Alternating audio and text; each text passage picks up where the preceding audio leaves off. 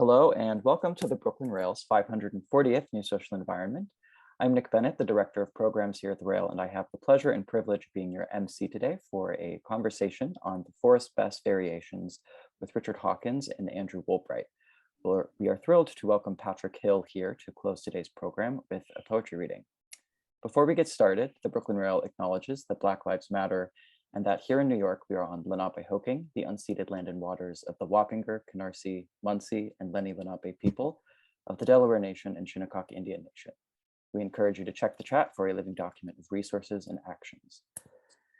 Over the past 22 years, the Brooklyn Rail has undertaken a miraculous journey, bringing together in a single monthly publication, art, music, dance, film, theater, and literature, along with thoughtful social and political meditations.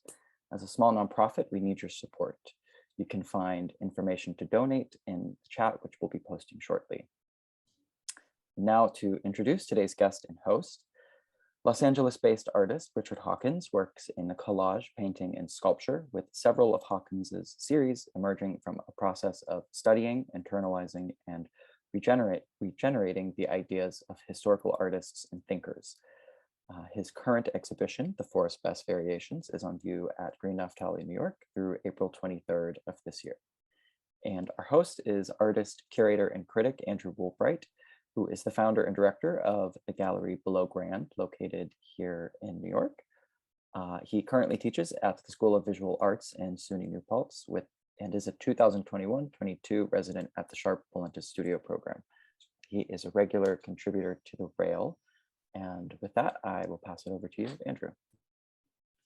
Hi, everyone.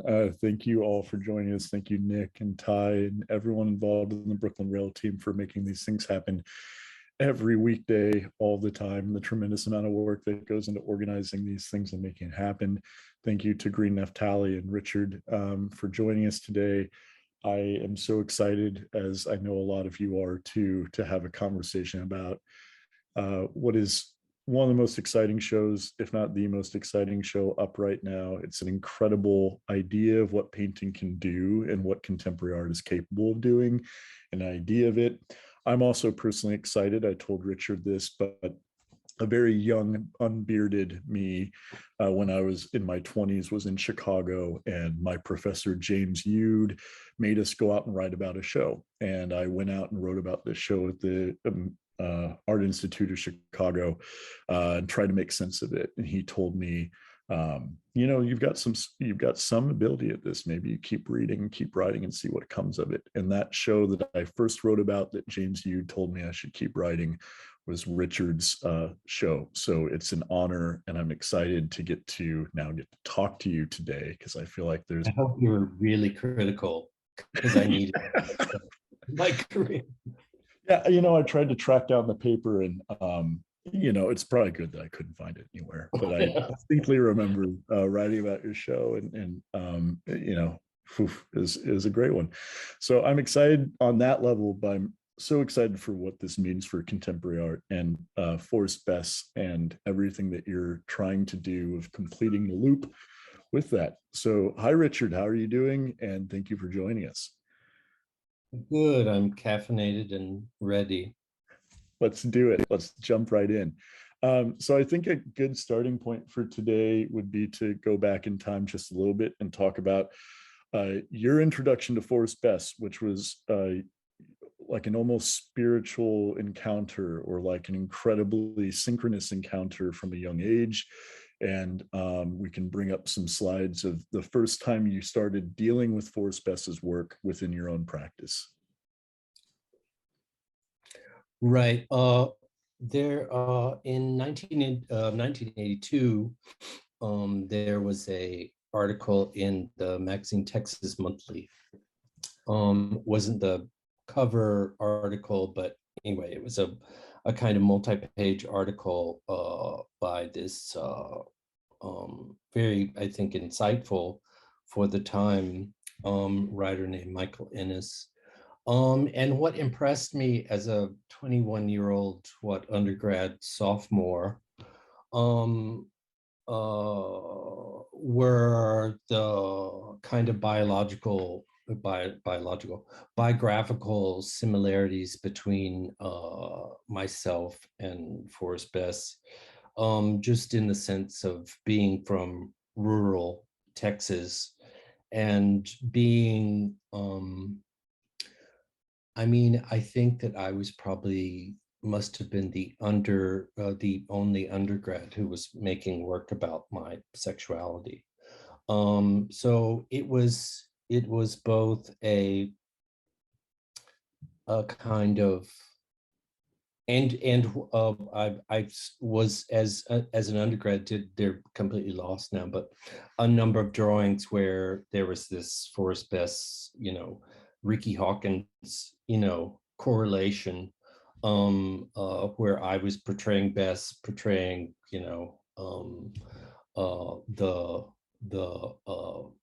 the difficulties of being from a cultural situation that was incredibly not only homophobic but misogynist, racist, religious, everything else. So I guess this publication that I did for the Friedrichianum Forrest Bess show was kind of my coming out as a long-term Bess, if not fan, then the work had affected me profoundly at a very instrumental part in my instrumental moment in my life as both an artist and a gay. You've talked about this practice in the past, is using Innes's own language, directly using images of Bess's paintings, but then also continuing to include the advertisements that were still in this Texas magazine, which are sharply contradicting all of the wonderful language Innes is using to directly talk about Bess's sexuality in a way that was pretty radical at the time. Right. It was, I mean, Texas Monthly is a tourism magazine. So by looking at the, the ads in it, a beautiful lady with a past is accustomed to elegance, is about a hotel, but, performs a kind of, strange, to me at least, like unconscious for this article that was relatively used the terms masturbation and sexuality, and may have used even the term urethral orgasm. That it was so, I'd never read anything about an artist that even approached that kind of material, which for some strange reason was and would become like a huge part of my own practice, is kind of, explicitness or something. Yeah, I think, I mean, I really love getting to see these collages. I didn't see them the first time they were shown, but in a few slides from now, there's like a real moment of like this kind of like jarring juxtaposition with this like kind of like we have, the bottles of looks like wine, and then we also have like this like really kitschy seductive woman in some type of fur bikini, and it's just like this crazy reminder of Texas in the middle of like what is wonderfully radically trying to visualize a different type of masculinity in these pages. Right. Well, also that painting that the Remy Peigne table wine, the illustration behind that is a painting called The Dicks. Mm-hmm. That's right. Not Auto Dicks, but like the Dicks. Yeah. It's a really wonderful first foray into it. I mean, something that really strikes me about the current show, and we can switch over to it, is I think there's something very identifiable about this. I think there's something great about the collective of artists, that many artists I talk to, we have a deep connection to an artist that is no longer living, or we feel kinship or synchronicity to it. You've taken it to a level of examination that I think actually is pretty perfect and poetic. And seeing your translation from collages to going fully towards what these are, these variations, is remarkable. Because I think of every time I go to a museum with a painter on a very basic level, you know, like you'll see a painting, you'll go, oh, if Degas would have moved this red to the left or to the right, it would have been a different painting. Like that's how painters talk to each other. And so on the most basic level, there's a playfulness to this this project, which is like, what if Forrest had gone left instead of right? What if upside down or four out? But that is, again, the first level that I thought this show was acting upon until I spent a lot of time with it and realized that there are so many layers to it. So what gave you the inspiration, I guess, what I'm asking, to deal so directly with the lexicon of language of Forrest Bess's symbolism and signs? Yeah, it seems like, well, I think that I took that that image that Bess himself called saddle image. It's the kind of looming jockstrap over a field of cows, that I must have integrated that at one point at age 21 or something, like really stuck it into my unconscious without necessarily analyzing what it had meant to be to me, other than this, like I said, this kind of model of what to be and what not to be in the future. But there was another kind of idea that the way that Bess talks about the work is that these do seem to be paintings about transformation to some extent. And being able to I mean, there's far more published on Bess now than there has ever been before, but being able to look at his color designations and symbolic, the way that he used symbols, I imagined different stages in the transformation by, for example, the green one there, which I think is called Fons Mercurialis, that's based upon a painting by Bess called The Spider, which would have been red and white. And so knowing from Bess's primer of primordial symbols that that red was reflective of the, or was a kind of code for the for maleness, or a male gendered principle, and white was for female, then knowing that those opposites, to if red and white, then green and black, this painting could be about, rather than whatever, a kind of growing femaleness within the male field of red, then I imagined another kind of strain of Bess's thought being about rejuvenation, so that the inverse of red and white being green and black, then green had meant rejuvenation for Bess, and black as a kind of inert potential, kind of the prima materia. So it's, to some extent, Fons Mercurialis is the next stage once the female principle is taken over the male principle, or exists in a dynamic way within the male principle or something. So yeah, I don't think that was an answer to your question, but yeah, imagining the versatility of that, of Bess's list of symbols and colors, allowed me to do different stages of the process that he was trying to explain yet hide. So, if that makes sense.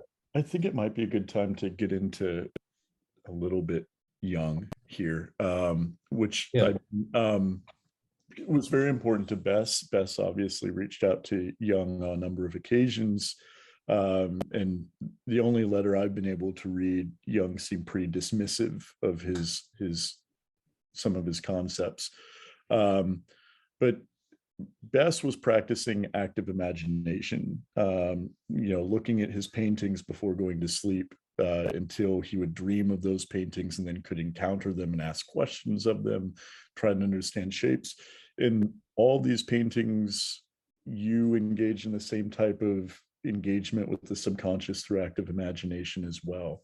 Do you feel comfortable talking about some of those engagements? Sure. Especially the saddle being such an important painting, I'd be interested to hear what you encountered in that. Right. Yeah, well, there's two terms to probably outline, that one is hypnagogia, which is like the state between waking and sleep. I mean, MIT is doing, not that science verifies anything ever, but MIT is doing research into that state where certain parts of the brain that try to make sense of your thoughts and the connection to what you're seeing, etc. They end up limiting where your imagination can go with what you see. But at the same time, if you lay down for a nap, like the first couple of minutes or something before you're actually asleep, you get voices, you get visions that have nothing to do with necessarily everyday life. Most of us get caught up in just like worrying what we're going to do when we wake up. It only made sense in retrospect, but when I was in Berlin writing my book of short stories called Fragile Flowers, I was there sitting with with a few other, or a few actually professional fiction writers as opposed to me, that they would ask how I was being able to write so fast. I said, well, the solution is naps, that I'll write, 2 paragraphs and then I'll lay down with whatever where the story should go next, and I would wake up and the next 2 paragraphs had almost written themselves in this 15 minutes of awake and sleep, right? So, but that's, looking at it in hindsight, that's a perfect illustration of hypnagogia. Like the thing that Jung can guide you to do is recognize those extraneous voices, those extraneous images that seem to be, either absurd or anything else, that he considers them to be, direct emanations from the unconscious, and that could be, if one treats them as not absurd, as a language that's being communicated to you, then one can interpret them in some ways, and in a way that consciousness would never be able to do. So that's hypnagogia, but it blends into what Jung talked about more often, is a process that he called active imagination. It was also used by Salvador Dali and other surrealists as a method of whatever, like I'm saying about the fiction, like getting to the next thought, getting to the next, thing that should happen in a painting or in writing or whatever. But basically, to use Dali, for example, he would be, I think he was working on the painting of, I'm not going to know the name of this painting, but it's a painting of Christ on the cross, but from the point of view of the Holy Spirit. So you're looking, above Christ's head, like down towards him. That Dali claimed that he would want to make the next, intervention into this image. And he would sit upright in the chair. He would have like an object in his hand and a plate on the floor. And so when he would, kind of sit there and wait for images to come, then the thing in his hand would drop and wake him up if he went to sleep, right? And it was like a resource for Dali. It's hard to find. I haven't, of course, read all of the collected works of Jung, but I think that it would be difficult to get at a practical act of imagination by reading what was translated by the time that Bess was doing his own act of imagination, right? So I think that some of it's possibly there is a moment in one of the books, either the Claire Elliott or Chuck Smith book, that mentions that he had either a great aunt or a grandmother that was into scrying, which is basically looking at mirrors, I think, in a darkened room. But I think the illustration was that she could tell the future or do a reading through looking into a rain barrel. So whatever the reflection in the water would indicate, the reading or something. So there was a kind of, mysticism, supernatural seeing that was part of his, personal existence, or you could say mythology, but he took the mythology seriously. So yeah, I think that unlike most of the writers, I don't think that he got this idea of searching inside of his eyelids for symbols. I don't think he gets it from Jung yet. I think Jung, I think that he already has this, but then Jung clarifies for him or validates for him the idea that this is a valid method of communicating with the unconscious. So yeah, active imagination is just like in Dali. Like you could do it, right now. That you take an image, say this image in front of you, and this is exactly what it did when I was making this painting and the other ones based upon those symbols. Is that I think, unlike other texts that have been written about Forrest Bess, that I submitted the images themselves to my own active imagination, which is, totally whatever, academically unsound, but they led me to other images and other interpretations, etc. So completely. Yeah. The best show I've ever curated in my life, I couldn't figure out where everything in the room would go, and I fell asleep on the couch, and I started having this dream where every work in the room was a part of a dog, that like every sculpture was like the abrasive part of the tongue, or like the way the eyes can dilate. And I woke up because my dog was licking my hand the entire dream, and it actually fixed and resolved the show. So that was like the first time I like believed in the power of active imagination to Sure. Yeah. Yeah, I mean, it's really interesting. Like I was trying to do some comparison matchups with it didn't seem like he could really read a lot of Jung, like you said, before he started getting into it at all. And it felt like, to me, I was trying to line it up, Jung famously started off Freudian. And from what I understand, one of their major breaks was over Freud believed dreams had universal meanings, and that symbols were signs that they could really be translated. And Jung started off that way, and then believed that dreams didn't have one meaning, or weren't a science, and weren't like something that you could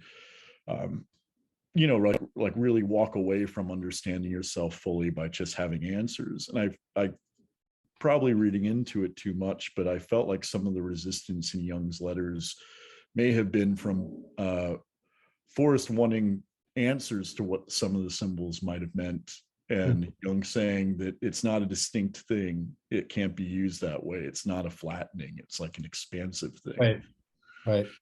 But I think that, and it may be in Modern Man in Search of a Soul, which is I think that was the only book of Jung's translated into English prior to the translation and publication of the collected works. And I think in is that what it's called?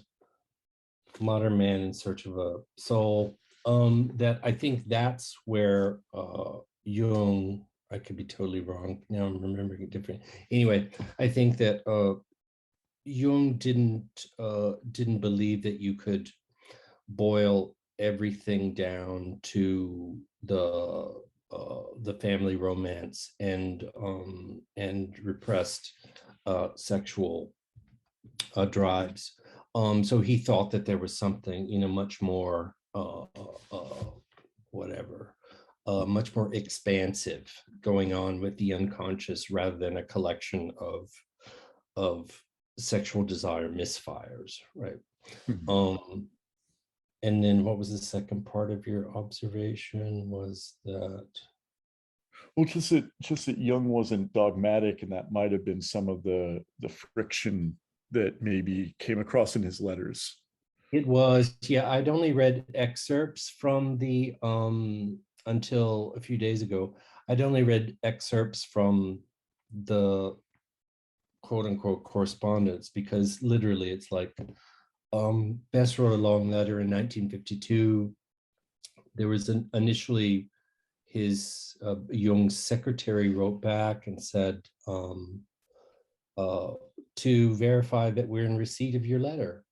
And then eventually, I think that Jung wrote, and a very short kind of dismissive, what you have found is nothing new. It's let's return to the safe basis of facts, etc. And I think by that, Bess's letter had been fairly descriptive of the surgery that he had performed on himself. I can't really tell if Bess actually had the surgery at that point, or whether he characterized it to Jung as he was seeking validation, whether he characterized it to Jung as having already performed the surgery. But you can tell by the way he describes it. He describes, kind of a cut into the head of the penis, as well as a cut to the perineum. That literally, as somebody in the medical field, I don't think that he could have been within professional practice to support what could only have been interpreted as self-harm at that point in time. That we can have our own debate in contemporaneity of whether it was self-harm or not. But I think, just reading through between the lines, that's one major objective. The other is that I don't recall ever, and I would, certainly be willing to hear from somebody more familiar with Jung than I am. I don't think that Jung would ever advocate a transformation of the body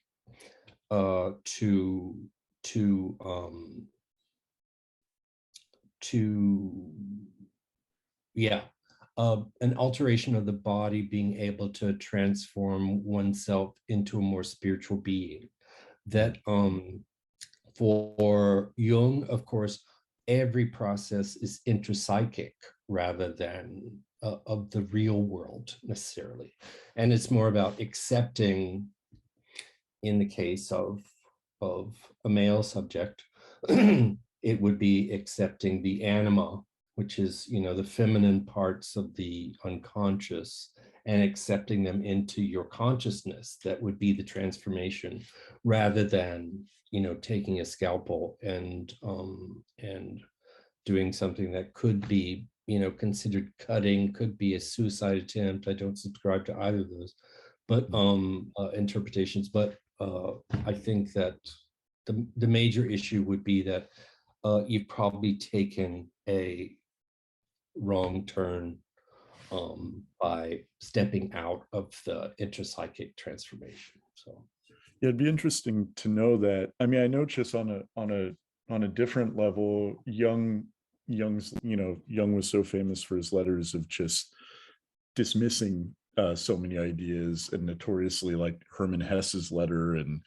I didn't know. Yeah, like he really kind of had a hatred for Americans on some level, because he hated how they're always trying to operationalize his theories. Like one of his best letter exchanges is with Myers-Briggs, that based all their findings on his typologies and archetypes. And he was like, the point of those is not to understand yourself, it's to understand your shadow self and know what you need to become, like the animus.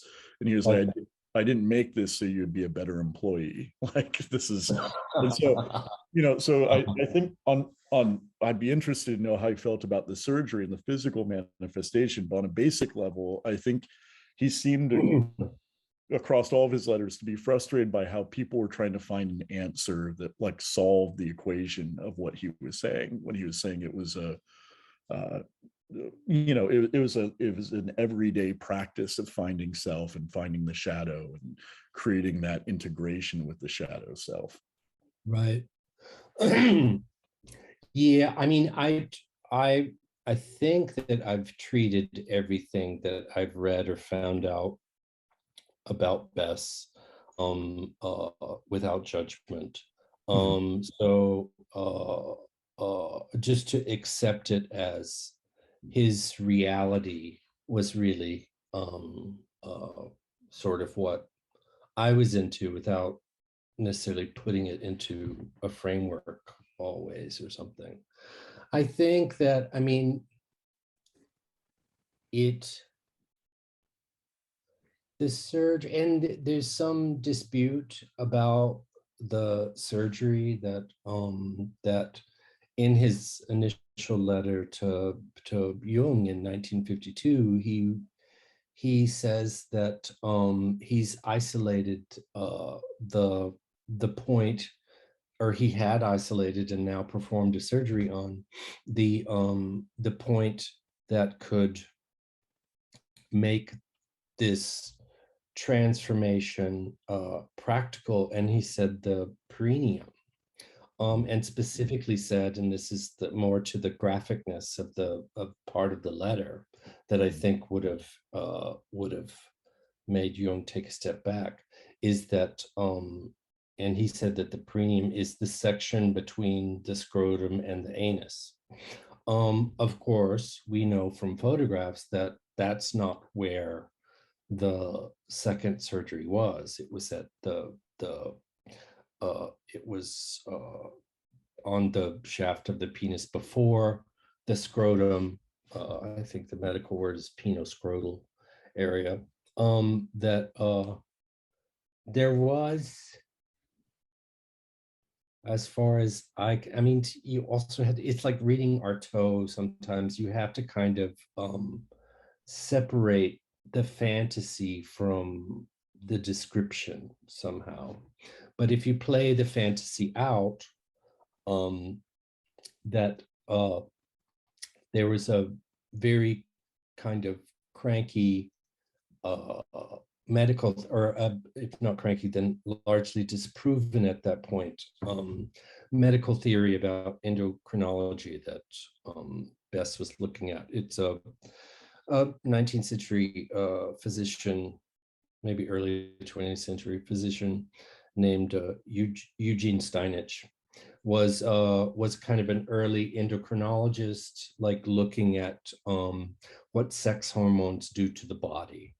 And he popularized a form of partial vasectomy where that one testicle would be preserved and do its usual kind of function of creating sperm, whatever.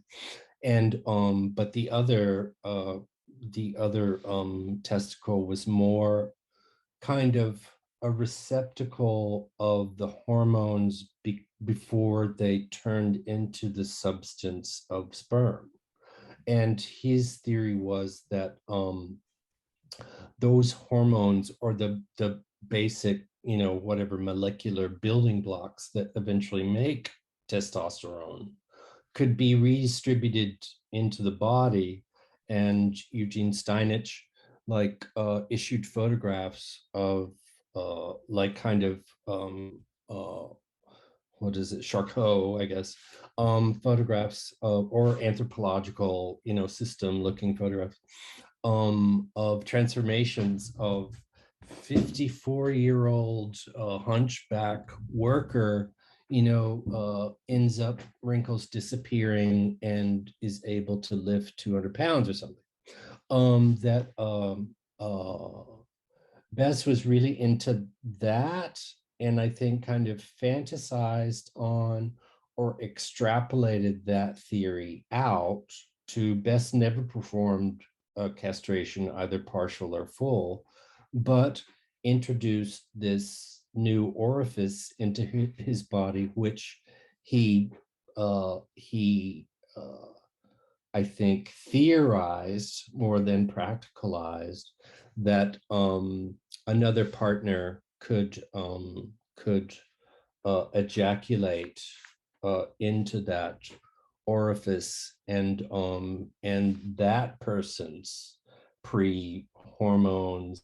I mean, the science is just fucked between, so it seems like more of a kind of sexual fantasy that's not, it's not that different than, say, Artaud, for example, where Artaud often views himself as Christ or God, or, I mean, this was kind of, I wouldn't call it full-on messianic, but he really wanted to become like the harlot of a higher power, kind of sacred prostitute, where all the young men in the neighborhood would come around and ejaculate into his penis hole, and they would both enjoy an extension of life and rejuvenation.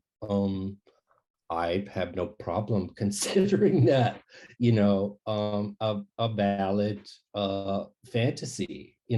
It's also not that different from, say,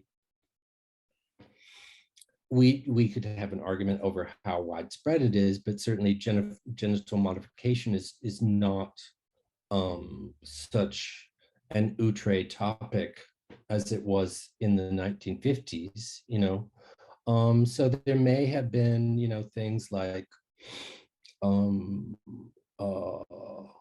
that are more fetish and kink aligned than they are, whatever, interpretable as a psychological issue, right? He maybe likes sticking things down his urethra, as an extension of masturbation, and built a fantasy around that. Whether it's true or not, it was true for him, is my position. So I think a lot of the work contains those clues if you add them up. And that's sort of the basis of what I did, right? Was have that idea of, him performing a kind of fantastic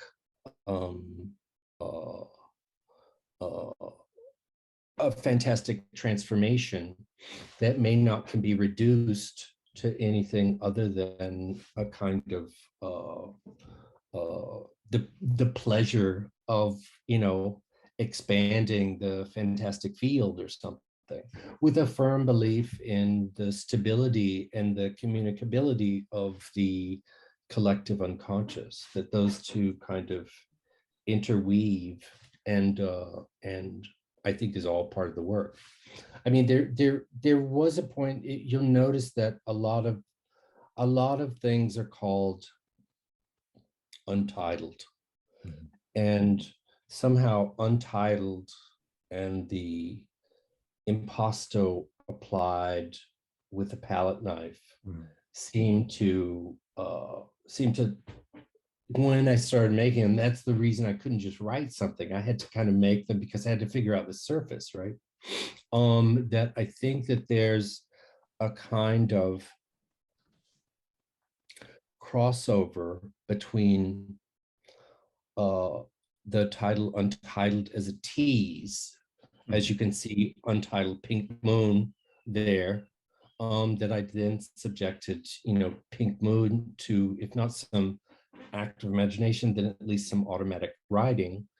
And seeing from Bess's cue to symbols that a moon is also an orifice. So all of a sudden, the pink, within a red / male field, and these hills performing, some aspect of the body, that you can imagine Bess doing a kind of, presenting a kind of, if not puzzle, then a kind of test to the viewer, that most people are going to come along and see that the subtitle Pink Moon is confirmed in that particular painting, walk on past thinking that, here's a kind of outsider artist has limited skills and is making, a kind of reduced from reality abstraction, right?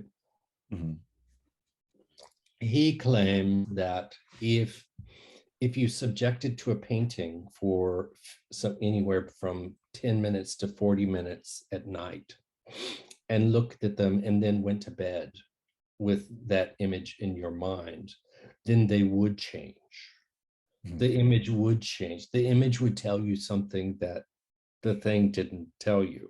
So I think Untitled is a way of not pinning down the painting to representation. It's a kind of query, Query, to the viewer to, okay, look deeper if you think more, if you wish to. He's not going to dogmatic say, okay, this pink hole is the hermaphrodite hole in the male body that's about to rejuvenate the inert potential of those kind of buttocks or breast looking things. He didn't want to dogmatically say that necessarily, but if you look at the codes for the colors and the symbols, you add that stuff up like relatively easily, So I think he had a kind of probably unhappy relationship to viewership if Betty Parsons is unwilling to post, the key to everything, then you have a number of viewers who just want a great outsider landscape or something, where he thought that there was another kind of viewer that was open. And part of the process was he asked for a viewer, let me try to be that viewer, let me try to get to know him, and then have the experience with the paintings that he intended and see what I come up with, given everything he said, plus my own active imagination, right? Making myself into an ideal viewer for Bess through his, prescription for doing that was literally, one of the many foundations for these paintings. Yeah, well, I mean, and it's maybe relevant to note that Bess was making more traditional paintings before this. In his 20s and 30s, he was making watercolors and paintings of still lives and portraits. And like you said, to misunderstand these as outsider art, There's like a newspaper article, I think, that came out in Texas being like, why did local artist Forrest Best start painting such strange things when we know him for, being the person that paints everyone portraits so well. If we could go back to the legend that you put together, which is such an amazing work of research, I'd love to hear, just to kind of organize everything. I mean, we could talk for hours about all of this, but I would love to hear about your experience of active imagination with the symbol of sleep, which is also the jockstrap. But I'd love to hear how you think of it, or what your experience was like when you engaged with active imagination, what you saw. And then I'd also like to hear from a color theory standpoint, and also just how you're thinking about the transformation of the penetrator. Because I think for me, although we could talk about all of these, the penetrator is such a rich site of you holding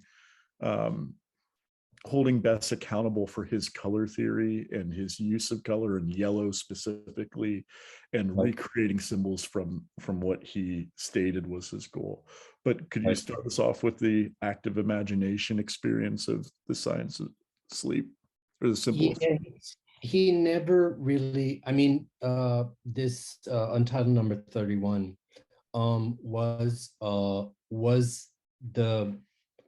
symbol that I, embedded into my psyche and memory from the Michael Ennis article.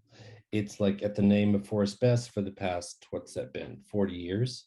That would be the image that would come like to my mind to illustrate Forrest Best. So I must have had a really early, whatever, integration, or got cathected on that particular image.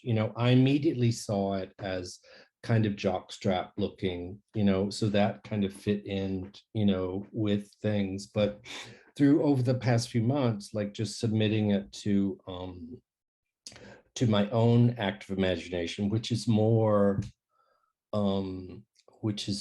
like having the image on the computer in front of me and trying to write what I know, and all of a sudden, intrusive thoughts come in that I finally I began seeing all of these crucifixion images and connections to crucifixions, as well as bulls, which I know that bulls occur in the correspondence, specifically when he's talking about Dionysus, and there are, anthropological connections between the figure of the bull and Dionysus, and probably the difference between Dionysian and Apollonian ritual, etc. But so I started getting these, primarily crucifixion images coming from that particular image. And it was kind of forced me to, Minotaur is a good word. It kind of forced me to realize that at 21, I was only 2 years away from, and hadn't really thought of this in connection with each other. Like, leaving evangelical Christianity, which I was more than a spectator. I was leading Bible studies, right? At, up until the age of 19, when I made a decision to, no more Jesus, but hell yeah, gayness. So I think that image had become important for me because it had sealed off this other, more uncomfortable section of my autobiography that I hadn't, and may not be in Bess himself, but it was able to embody something for me as a subject that I pushed into less conscious realms or something. So I think that's, to some extent, Bess's ultimate intention for those paintings. And then if we scroll down to the penetrator and the penetrated, these were shown in the same show, I think at Betty Parsons, very close to each other on the wall. They're not the same size, not the same proportions, but if you overlay one on the other, the penetrator lines up the stem of the penetrator, or the point of the penetrator ends up falling into that little divot at the core of the penetrated. So the penetrated alone doesn't really portray anything other than what looks like a stable dark brown or black object that has a kind of surface texture to it, from what I can tell from JPEGs. And then the background is kind of escalator of color, a kind of what I'm calling near complementarities. What you have, if you take the yellow out of the orange, you have the red and green complementary. If you take the yellow out of the green, you have blue and orange complementary, so that they're near complementaries. The connecting factor is the color yellow, which we see, being present but taken out. So that sets the scene, to me at least, as a viewer that I think has gone, kind of off the deep end in researching and examining this, this symbology. That I think that it's the yellow hue added to both those colors indicates that it happens within the urethra. And then we go over to the penetrator, and something that looks certainly looks like a telephone pole on its side, but can also be one of the what are they called, sounding instruments used to release what are they called, bladder stones from inside the urethra. So what you have is a kind of, if you put it into if you see it as motion, then the passages from the right to the left, that the sounding instrument has kind of carved out a space that is white kidney stones, right? That that the white is the area that has been feminized, and the yellow is the urethral, situation. And because of those things, the green, whatever the green had been before, is now the green of rejuvenation, which is whatever the thing penetrates and feminizes the urethra to the extent that everything surrounding gets rejuvenated, right? So putting them one on top of the other just kind of, I was hoping, like, literalizes what one could only do by connecting two previous paintings. And I think there are a number of situations like that I really haven't dug into, or they're kind of more limited possibilities, and I had to stop at some point. So. Well, I mean, all those contradictions are wonderful, and I think are very much living up to Bess's project. Like you said, there's the wanting the body, like the surgery being an erotic act, but also like thinking of a body in a poetic sense too, like eternal life from semen interacting with semen at the base of where it's created. That's like a poetic idea rather than a medical idea. And there are times about possibility and potentiality. Yeah, exactly. Yeah. And rather so, than a fantasy. Right? Yeah. So it's multivalent. And like you said, like I was thinking too, as you were talking, Bess's letter to Betty Parsons after his last show that was not as successful as the other ones. And he said, New Yorkers don't have the time for these. And if any of those critics would sit down with sleep, they would fall asleep and they would cry in front of the blue and white painting. And he's like, I've done experiments on my friends and I've made them sit. And that's so by the end of his life, he went from, thinking that these were open to interpretation and getting at the unconscious to being a scientist saying, like, when you look at this painting, everyone will have the same symbolic reaction, like you'll actually fall asleep. And that contradiction, I think, both remain true to the end, Right.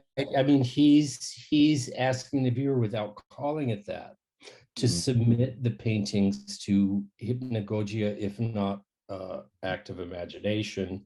And I don't think he necessarily guarantees.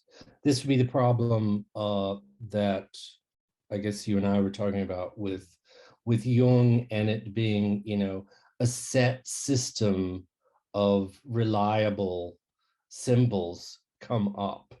I think these are more in keeping, from what I can find out, from what we know of Bess's biography and thoughts that he expressed to other friends. The fact that I go in and subjectively unearth a bunch of crucifixions underneath the jockstrap is not necessarily projection on my part, but a kind of tapping into my own unconscious that's led by the images that Bess came up with to institute a release of unconscious material in the viewer. So, to some extent, it works, Completely. Well, I mean, that's something that I've really enjoyed about the complexity and how much depth and dimension there is to the show. Because when I first encountered the show, I really was interested in it as like a postmodern painting practice. Like I shared, or I sent to you, Joachim Hochdorfer's essay in Art Form, A Hidden Reserve, which is an idea of the avant-garde that we should look back to past practices that got finished too early and try to expand, right, like the way Joan Mitchell expanded de Kooning. And so I was just interested on that term, which is like, here's an artist who's expanding, he's giving us more of something we would love to see more variations of Bess. But the next thing that I started thinking about, and something that I'm so in love with, is the post-Jungian idea of unfinished business. And like the other thing that I think of in terms of why Jung may have not, been more antagonistic in some ways to the idea, is that Jung was starting to really believe in that individuation and wholeness was not about the individual, but it was the universe reflecting itself through each of us and us reflecting the universe back. And the more I've been thinking about it, Jung may have also been antagonistic to Bess because Bess kept things in the personal to some degree. He was trying to unlock the personal thing. And what you've done is actually complete it by creating it into the universal archetypal. Like you can't resolve the shadow self. You can't resolve things by just trying to become a better individual. It requires a collaboration, and it requires someone else engaging in that same subconscious and also creatively endeavoring in it.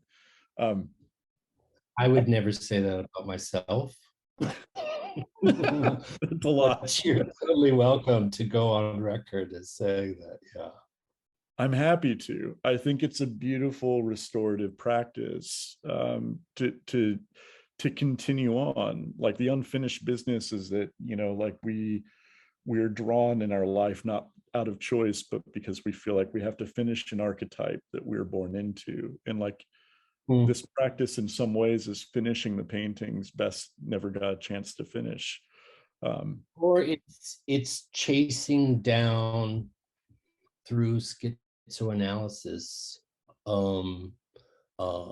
disenfranchised parts of my own creativity or self, right? Yeah. Just, and it's called variations intentionally. There's a long tradition in music of taking a motif from one composer and composing a whole set of, new literally variations on that theme. So yeah, I mean, it's not academic, I would say intentionally, but I don't think I would be capable of academia, but I do kind of feel like I have like a sympathetic alliance, with Bess, and it's not just cultural, rural and Texan, but a kind of whatever the spirits might meet at some, on some other plane or something. I have no idea, I can't claim those things, but that's sort of what the practice felt like, was kind of fleshing out, things that that he had hinted at, but that Bess had hinted at, but that that could only now be the subject of conversation, like in a way that they perhaps couldn't have been at the time. So,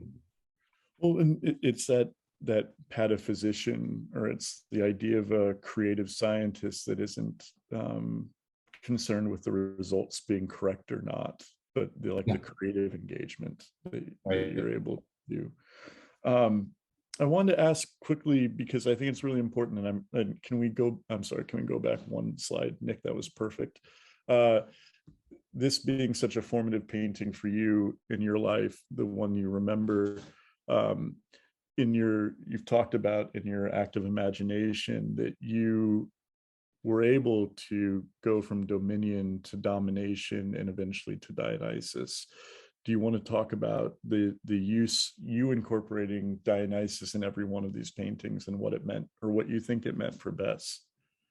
Right, Dionysius, which would be somebody with the qualities of Dionysus. That it was a misspelling that I initially found in a letter to Betty Parsons, where I found the exact passage in Jung's Modern Man and Sort of a Soul that Forrest Bess is picking up on and reiterating, that is about Dionysus. But then Forrest Bess seems to misspell it as with an extra I, Dionysius. And so I kind of very on decided to use that by scratching it into the surface of the impasto of the paintings as a kind of, I don't know, a kind of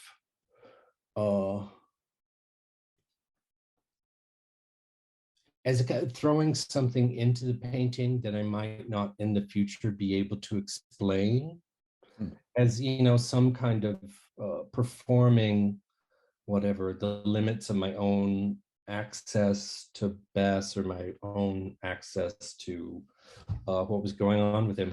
But turns out, I don't know, several months later, I ran across pseudo Dionysius of Areopagite, who was a 6th century monk, Syrian, that was largely that is in Jung, but again, parts of Jung that that Besson may have not had access to because they hadn't been translated or published yet. That Dionysius was a kind of Christian mystic who, through a kind of, and he kind of describes, of course, in whatever 6th century AD terms, BCE, that or CE, that it was a mystic meditation that revealed to him the hierarchy of celestial beings, from local angels all the way up to the seraphim who protect the seat of God.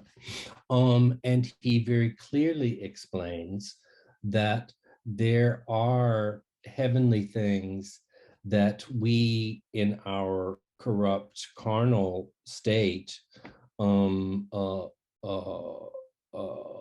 would not be able to, they're not perceivable to us in anything other than a symbol.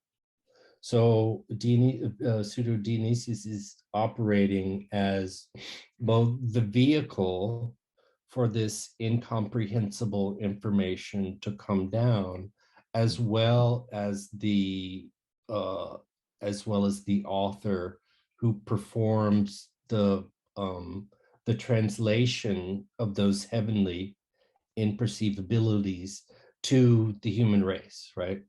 Which is a perfect kind of example of whether known or unknown of what Bess thought he was up to, was that, you know, taking symbols from his unconscious, being able to interpret them to himself, but then issuing them out into the world in order to have whatever, you know, a triggering unconscious experience through whatever viewers may come across the painting. So incredible.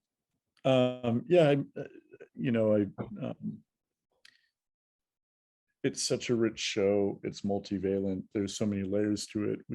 We could spend another hour talking about symbolic color. You know, I was thinking in the show about, you know, it's like a Middle Ages or Byzantine idea of color, which is that, you know, mixing a color had a meaning, which I think is a wonderful conversation for another time, that Bess engaged with and you're engaging with. You know, these moments where red turns to white, which means pink, which is unity, and then black, which is the prima materia.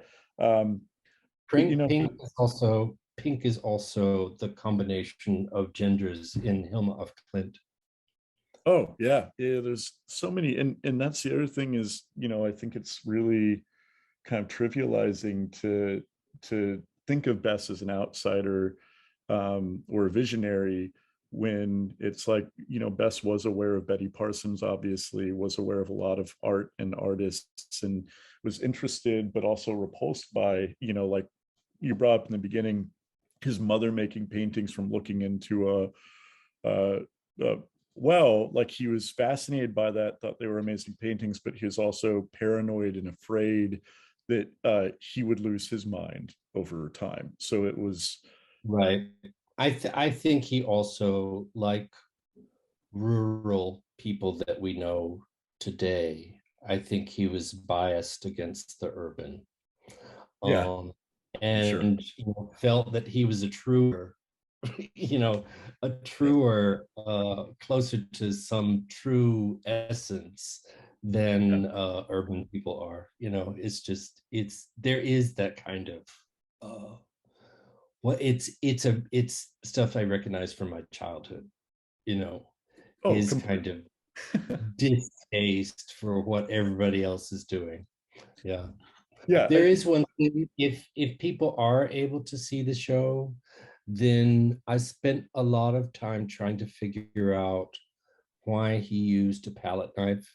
So I've put a lot of impasto into the show, whether applied by a brush or applied by a palette knife. I have several different ideas, one of which is that how do you portray the most immaterial thing in the world, which would be a vision, by kind of over materializing it. But also, I think there's something that of course, we haven't talked about it, but I, of course, increased the scale of a lot of things, doing, you know, trying to work with something that I could investigate further, you know, expanding a field that felt more familiar to me or something. That I had a friend who was walking through the show, and he was standing in front of this very painting, Passage to Perfection, that's up right now, and he looked over to me at the opening and said, you know, I really never spend that much time in front of a painting than I am looking at this one. And I'm like, I think, you know, I could say this, how great my painting skill is, but I think it's the impasto, that it's more than a brushstroke, not just materially, but you begin to see it as material on a surface that has its own kind of not expressions necessarily, but it's movements and articulations, and so that black is quite heavily applied and has its own bouncing back and forth, up and down, so it's not just representative of a black shape going off into space or something, but is a kind of material surface that kind of activates or presents a query, again, to use that word, to the mind of the viewer. They're attractors, those impasto marks, I think. And that's, I mean, there's I can't find anybody but Nicholas de Stael to really compare the use. I have yet to, there's a great book called Bravura by Sutor that gets to some ideas of a kind of material, application. But yeah, I was trying to come up with something. I just have a general idea, and something that I couldn't have known from reproductions, that they have the ability to kind of grasp or captivate the viewer because of their material substance. So well also it makes me think, I mean, yeah, brilliant. I it's like it also makes me think it connects on an epigenetic level too. Like I think it's interesting. I always think it's interesting anyways that there are so many conferences and papers, why paint, or why still paint. And it's like, well, we've been doing it for 120,000 years, like, I mean, it's predates language. Like we were, like our ancestors were smearing pigments on a rough cave wall or using something like a blade to apply paint before language was getting sensed out. And so I think there's also, like, I've noticed that from my own academic training and from the art world, as we engage with it, there are all these kind of built-in, oh, don't use a palette knife, don't use finger painting, don't use your hands, you're supposed to engage with this way. And it we're limiting flat brush. Yeah, and we're limiting an idea of painting that existed much longer, and accepting the terms of basically a post-Renaissance idea of painting, which I guess we all do. The last thing that I've been thinking about is Dionysus. Obviously is alchemically important, Jungian important, such an important character for Bess, Dionysus or the devil. And obviously in all of your paintings. The last thing that I was thinking of this morning was how restorative this show is and how much of an extension it is of Bess, in like a way of engaging with an artist in a way that artists communicate with each other. And the part of the Dionysus mystery that gets left out sometimes is that Dionysus was dismembered by the Titans, and Apollo has to continually put him back together again. And I think that there's something wonderful about this process, which is that both once Dionysus and Apollo, and in some ways you're engaging with the subconscious, you're engaging with the pataphysician, but ultimately I think you're doing a lot to restore our understanding of Bess and putting him back together. So just really appreciated how many layers and how much depth there is to this show. I want to give everyone some time to ask questions. I would love to spend 4 more hours talking about this, but I want everyone else to get a chance to talk to you too. But thank you for such a generous show that has so many valences and understandings and complexities to it. It's great. And thank you, Andrew, for being such a great viewer, and being, so able to express things that I don't think I myself have been able to express about the work. So thank you so much. Well, thank you, Richard. Let's turn it over to everyone. You all have to see the show. It's meaningful in so many different ways if you haven't yet. Oh, we've been delaying. Did we delay Patrick? No, we're right on time. He's ready on,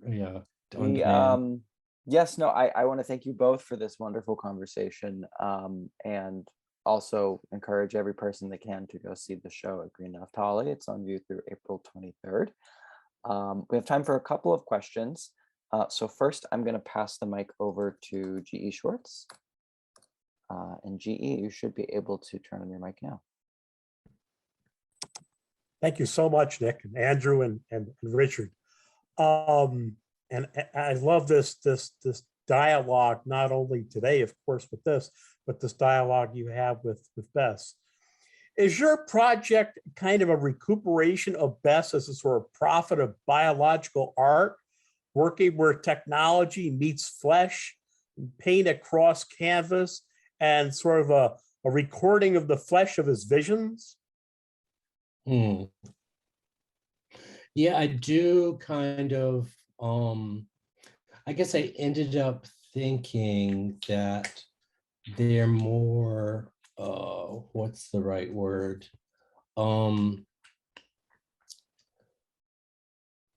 They're better questions than they are answers. And I think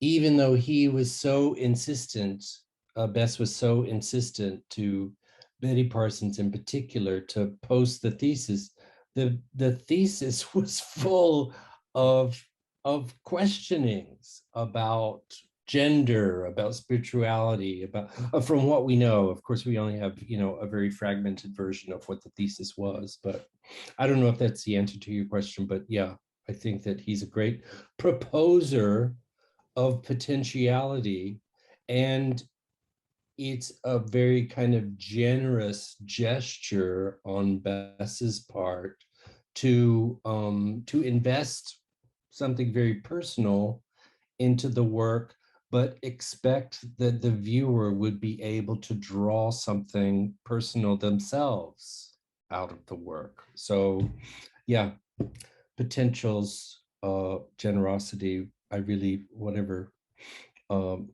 enjoyed my interactions with him. Well, thank you for bringing it forward. Yeah, it's almost like a kind of sacrament or something that's being brought across time. So thank you. Great, thank you. Thank you, G.E. If I may actually myself ask a question, Richard, I wanted to know if by chance you wanted to look at any of those symbols from Claire Elliott, but whether it's kind of connected or not. So it's kind of like a two-part question. I was really intrigued by, of course, throughout the works in the show, you have the text of Dionysius. But I was curious in particular about, I might bring it up on the screen for a moment here, for the hidden revealed. I was curious about your thinking in kind of having this text or like almost annotation that is present in this work, but not in a lot of the others. And let me bring it up so everyone can kind of see. Which one is it? All right. Yeah, some act of imagination instigated this morning, or else I'm just very good at daydreaming and speculating. But when he was in the army, whether it's the army or the Army Corps of Engineers, I don't really know if I know the difference between those two, or if it's worth investigating the difference. Anyway, he was, with his draftsman skills and architectural background, they put him into apparently designing camouflage. And so if you think of camouflage as you take a very valuable thing and try to make it unseen, it is a kind of parapraxis of the unconscious in some way.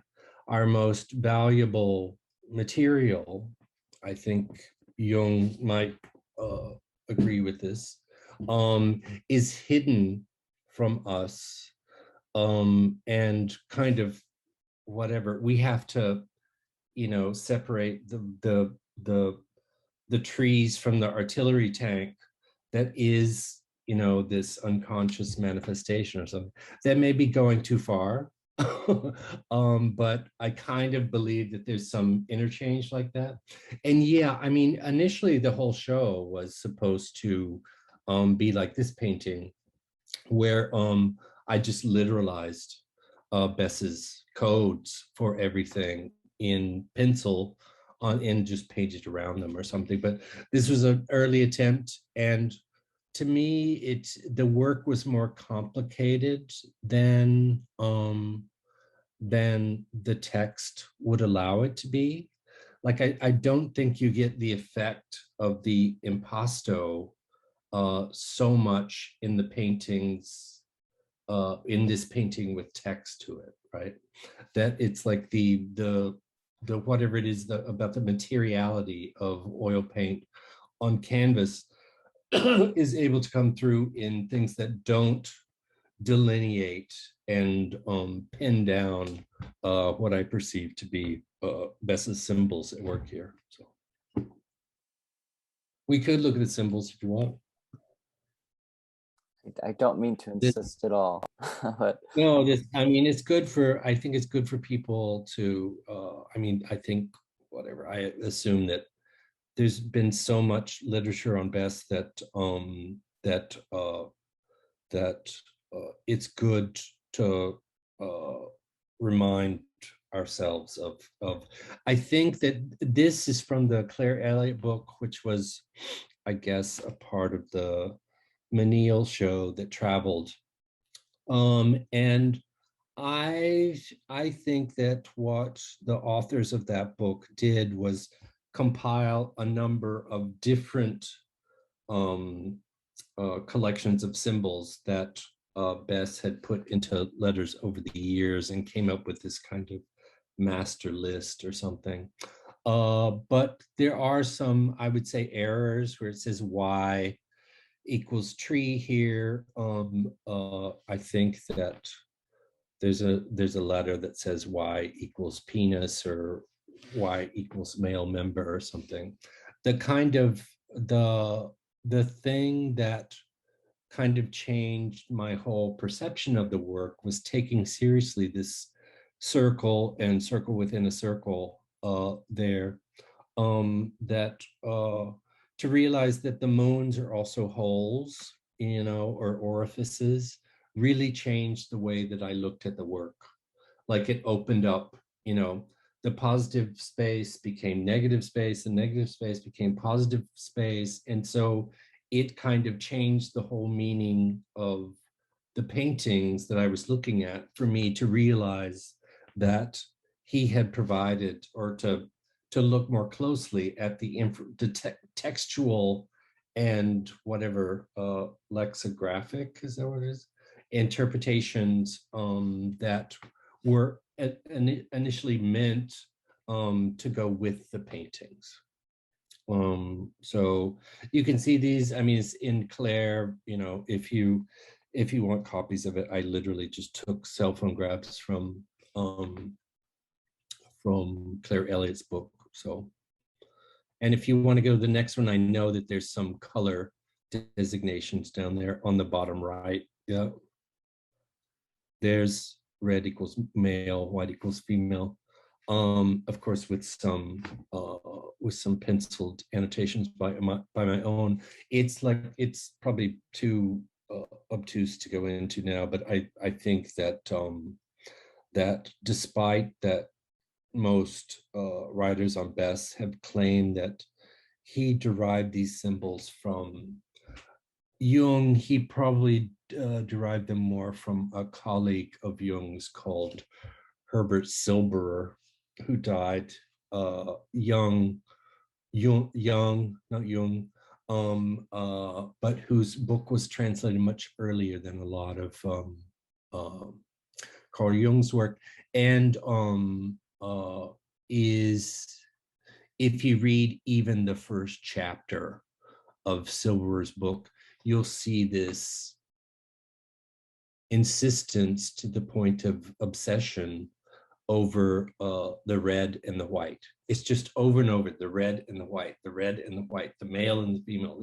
Let's really, it's like ground into your head in a way that if you were looking for this information it's certainly not in Modern Man in Search of a Soul by Jung, but even in Psychology and Alchemy, you'd have to be a relatively close reader in order to pick that out. But Silber is just kind of in this much earlier voice, pounds it into the viewer's head that these color symbols that occur in alchemy. The book is actually called Symbolism in the Occult and Alchemical Practice, or something. It's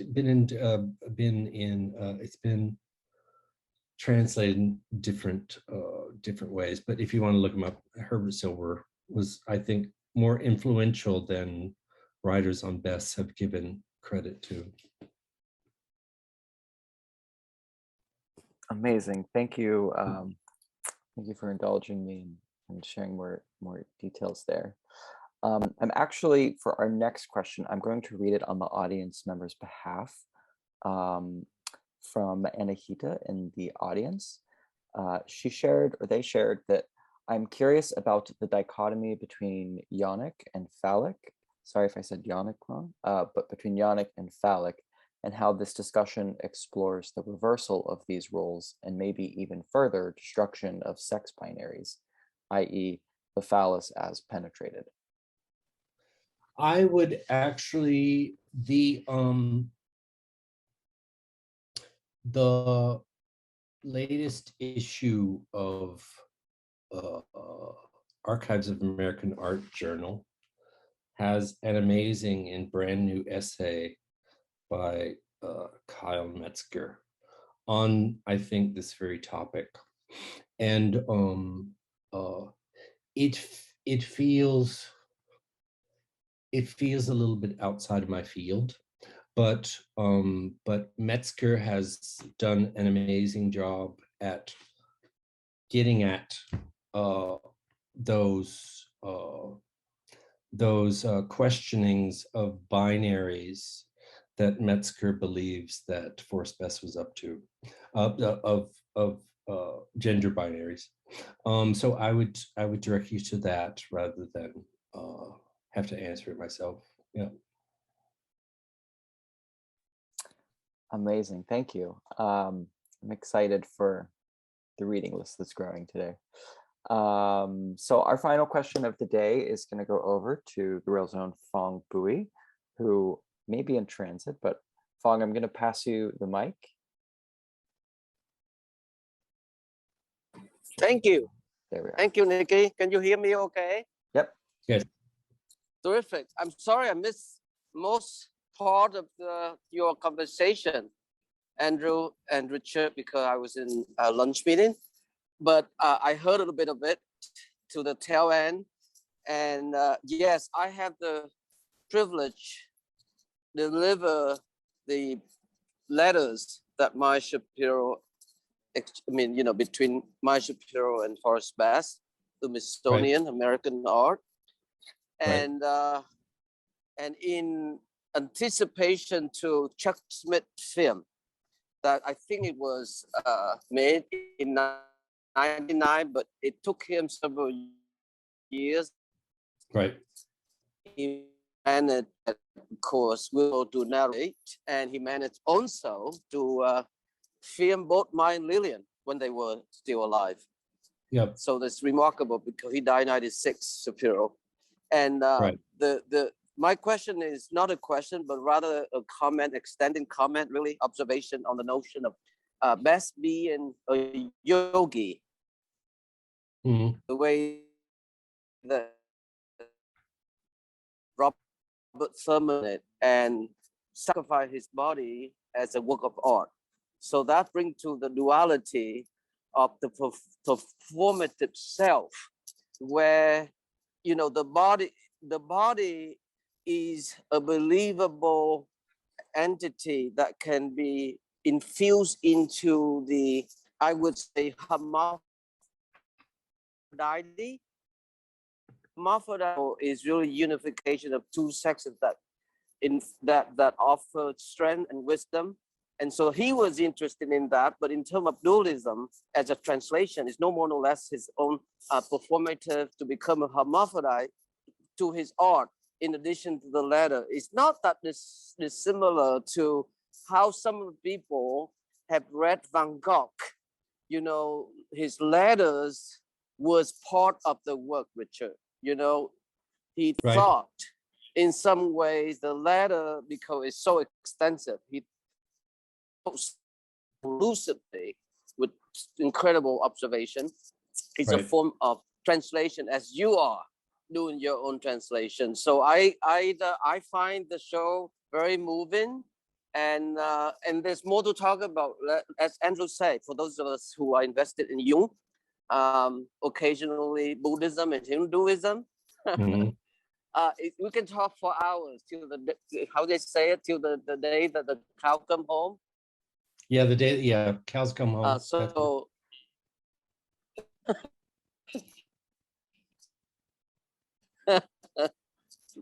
Well, congratulations. I can't wait to re-listen to it and go to see the show again. And I urge you all go to see the show. Congratulations on the show again, Richard. And thank you, Andrew, for always being a terrific host, especially when you're excited. I love when you can edit the word love out, when you love something, when we love something. I think that's what we need to amplify more of that today, you all. So thank you so much, Richard. Thank you, Andrew. Back to you, Nikki. Ciao. Thank you, Phong. And thank you all for your questions in the chat, and lots of links and other things that have been shared in there. But it is the Rails tradition to end our community events with a poetry reading. And today, I am very happy to welcome our poet laureate, Patrick Hill, to the stage. Poet and digital artist Patrick Hill is a fourth-year student in the BFA writing program at Pratt Institute. His work and studies have focused on the use of hybrid and multimedia forms, including text, memes, and code, to investigate the contradictions of American life in the post-internet era. He has recently completed a full-length manuscript, a hybrid autofiction about coming of age and finding connection in the late 2010s, entitled Doom Scrolling. And Patrick lives in Brooklyn with his partner. And without further ado, Patrick, over to you. Hi, everyone. Thank you so much again to Andrew and Richard for an incredible conversation, and to Nick and Ty and everyone at the Rail for having me and for setting all of this up. This is just unspeakably great. I'm going to start with a poem from 2020, September of 2020, called Autumn. And I couldn't even muster up what I'd possibly say in the event of you, spot lit on blue. A beam arches out of Broadway, and separate eternities within ourselves laugh at the grasp of sirens. I haven't dreamt an inch since disembroidering myself, just weird city weepiness crowded with dusk's imperfect silence. I couldn't tell you what that means, if it means anything at all. I try my hardest to flatten, to walk with you for ages. Now it is the quarter moon that hurtles me into the sun, that in my clumsiness I descend into your loudest chewing understatement. But our displeasure is a living thing, rotations of thin pine cones that emboss the soul and glisten across a pestilence lining the lips. The future never happened here, despite the persuasion, and the future certainly doesn't happen at Barclays Center. I hold up a line wrangling my pockets for debt, each point of a moment within this trailing market, declawed, newfangled, moping. So what on the A train, black flag on the G, wearing a mask you can see the lattice of, like the screws that hold the Tiffany gems into place. And there are pigs in the trough at Utica Avenue, and I lose my place in the poem. It's dark. My self-determination reeks of neutro-hypoallergens, the thought of toughness and burying Slurpee stains down my coat, trying to process this heat of being underfoot, escaping for a chunk of manufactured air among untreated decay, this circle that is called upon in coffee numbers among dead harvests, that seldom even one toss of crumpled package among concrete trodden ferns, that enormous instantation of unkindly fog, unkept swarm of distilled shivering in the Americas in an infinite setback. Such a weather is to confess through teeth, the ashes of lonesome things, woodland fauna from places I haven't even seen. That's why it's too cold for September. Okay, and now we're going to jump 2 years ahead to a poem I wrote today called Postal Beige. I say fine, we go back to Helvetica. We go lounge about that corner of DeKalb and Bedford. I'll rank my grudges by that bright green service exit. Despite taking the bodily form of a spinning cartoon skeleton, at least some of the time reading poems on Zoom, a villain as of yet to be revealed, I still carry you on my back. I know you think it's funny, but when the Wi-Fi goes out in the apartment, I pretend I'm blasting lightning bolts from the tips of my fingers at you. Sue me. I dare you. I love you. So what? That night, I'm counting on one hand the moments we've cried, when the apartment looks like Dagobah and I pretend that you can't see me. Another walk and I wonder where the evil of the year goes, when April takes New York and turns it into ozone stalagmites, deposits of light. This narrow place of shadows widened out. I'm freezing, I'm sweating, I'm itching. I get back up.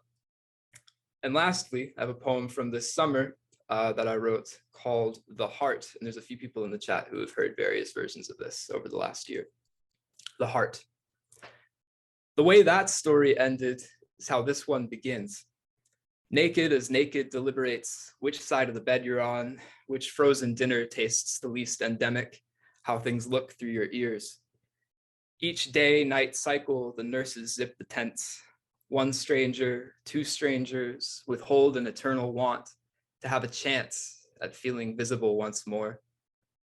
You hate me for saying this, but it's like that movie Avatar. I don't ever touch what's left and hardly look at you. But reciprocity is integral to love. Love as unknowable drift. Love as a cause coincident to dance. Your infectious laugh and ... dash. A movement we can cup our hands around. The smallness our lives contain. I refuse to think of the alternative. The shape of my love is articulated at the joints with posable arms and torso. You can put me anywhere your imagination takes you. But it's here that a paradoxical, if highly significant phenomenon becomes insurmountably evident. I am frighteningly lost in the present. No ideas but things, the poet said. A red wheelbarrow, guy with gun on the sidewalk, big roll of red tickets unraveled as they drop, the walk to the corner store staining us with time, passages endured to one's own nerve. Darling, it's hard to find the voice of a child at this stage in life and what has been at the heart. So that's all I have. Thank you so much again to everyone for having me, and thank you for a beautiful, beautiful conversation. Well, thank you, Patrick, for so beautifully closing us out. I, of course, want to thank you both, Richard and Andrew, for a wonderful conversation today. An extended thank you to Jiwei at Greene Naftali and for their team for helping to make today's event possible. I'm also happy to say hello to Anya out there, an NSE alumni. We encourage everyone to view our archive of these conversations on our YouTube channel, where we will upload today's conversation shortly. And please join us tomorrow at 1 p.m. for a conversation with artist Dewey Crumpler and Rail art scene editor Amanda Gluibitzi on the occasion of Crumpler's exhibition at Derek Eller. We will conclude with a poetry reading by Keith Donald Jr. And you can now all say hello and goodbye as you come and go. So thank you all. Thanks, everyone. Thank you. Thank you so much. Thank you, Richard. Thank you, Andrew. Richard. Thanks, Andrew. Patrick, what Thanks, an Patrick. incredible reading. Thank you, so much. Richard. Thank you, Richard. Thank you, Andrew. Great to see you, Anya. Thank you. Thank you so much. Thank you. Patrick. Thank you. Thank you. Thank you, Patrick. Beautiful reading. Thank you, Richard. Congratulations on the big show. And Andrew, thank you so much, you guys. This is fabulous. Can't wait to re-listen to it later. Likewise. See ya. Thanks, much Brooklyn love, you Rail. guys. Thanks, Brooklyn Rail, as always. Thank you, you guys. All right. Sending love and courage. Let's go have lunch. Yes. Hooray! Or breakfast in Richard's case. Nourishment. Okay. Bye, Take Bye care. JJ. now. Thank you. Hey, man. Ciao. Bye. Ciao. Stay safe, everyone.